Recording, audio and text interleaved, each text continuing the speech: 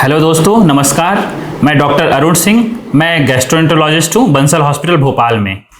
आज हम बात करेंगे एक बहुत ही कॉमन प्रॉब्लम आती है हेपेटाइटिस के बारे में। पहले मैं आपको हेपेटाइटिस के बारे में जस्ट थोड़ा सा समझा देता हूँ कि हेपेटाइटिस का मतलब क्या होता है। तो सीधी भाषा में करें कि हेपेटाइटिस का मतलब है लीवर में इन्फ्लेमेशन। तो वह प्राय हमने देखा कि हिंदी में लोग लीवर में सूजन बोलते हैं, परंतु इन्फ्लेमेशन का ऐसा कोई शब्द नहीं है हिंदी में। तो आप ऐसा समझिए कि लीवर में इन्फ्लेमेशन है। अब हेपेटाइटिस दो तरह की होती है, एक होती है एक्यूट हेपेटाइटिस, एक होता है क्रोनिक। तो एक्यूट का मतलब होता है कि जो अचानक से आपको हुआ, मतलब आप अभी ठीक थे, 10-15 दिन पहले तक बिल्कुल ठीक थे और अभी आपको अचानक से परेशानी हुई, जैसे आपको पहले बुखार आया, कमजोरी हुई, शरीर में दर्द हो रहा है, मसल्स में दर्द हो रहा है और फिर आकर के आपको पीलिया हो गया और उसके बाद जो सारी परेशानियां होती हैं।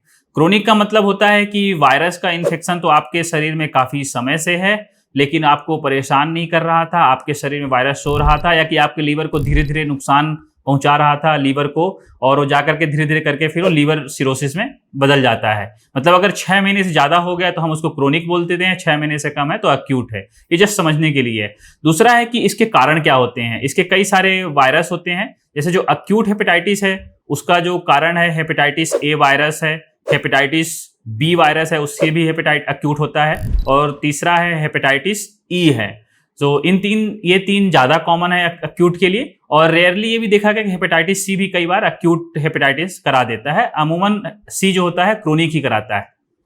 और जो क्रोनिक हेपेटाइटिस है उसके जो कारण है उसका हेपेटाइटिस बी और सी ही है बेसिकली, और बहुत ही रेयरली ई से होता है, परंतु अपने देश में तो ऐसा नहीं देखा गया है।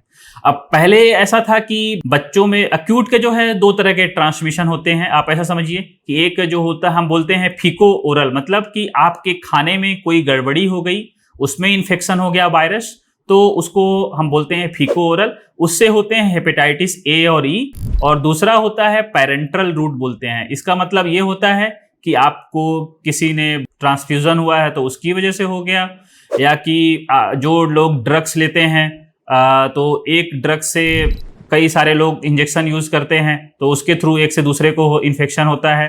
तीसरा होता है सेक्सुअल रूट होता है, जिसमें पुरुष को महिला से और महिला को पुरुष से हो जाता है। चौथा है कि वर्टिकल ट्रांसमिशन हम बोलते हैं, जैसे माँ से बच्चे को होता है। तो अगर किसी माँ को इन्फेक्शन है और डिलीवरी के समय ध्यान नहीं दिया गया, मतलब बच्चे को वैक्सीनेशन वगैरह नहीं करा, जैसे हेपेटाइटिस बी है तो उसके अगर नहीं किया गया तो माँ से बच्चे को हेपेटाइटिस बी का इन्फेक्शन हो सकता है।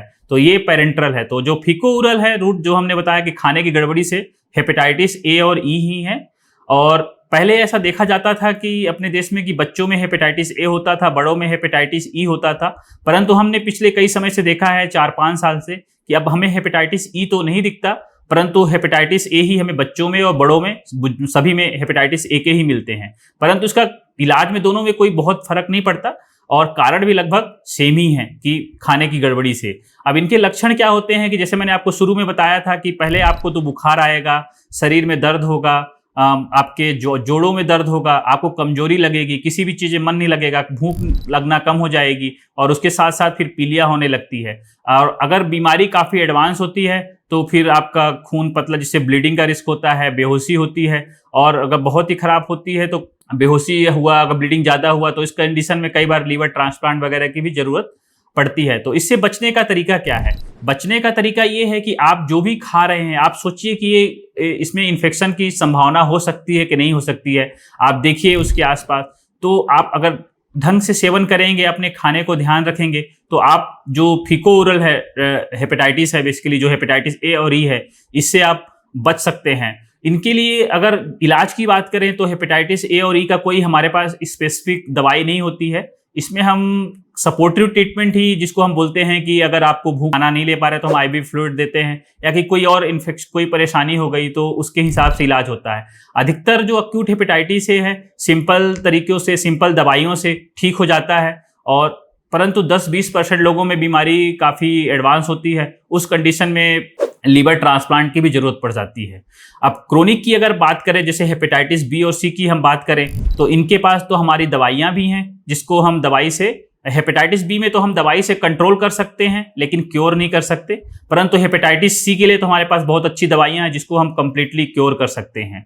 अब होता है कि हेपेटाइटिस बी के लिए बचाव के लिए एक अच्छा तरीका है कि आप वैक्सीनेशन, हर इंसान को हेपेटाइटिस बी की वैक्सीन लगवानी चाहिए, जो कि बच्चों से लेकर के बुजुर्ग तक किसी को भी लगवाया जा सकता है। इसके 3 डोज होते हैं। आप किसी भी अपने चिकित्सक से मिलेंगे तो आपको ये प्रिस्क्राइब कर देंगे और आप लगा सकते हैं।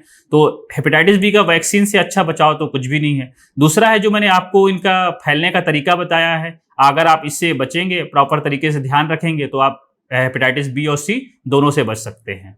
धन्यवाद दोस्तों। अगर आपको ये वीडियो पसंद आया हो तो आप इसको लाइक और सब्सक्राइब जरूर करें।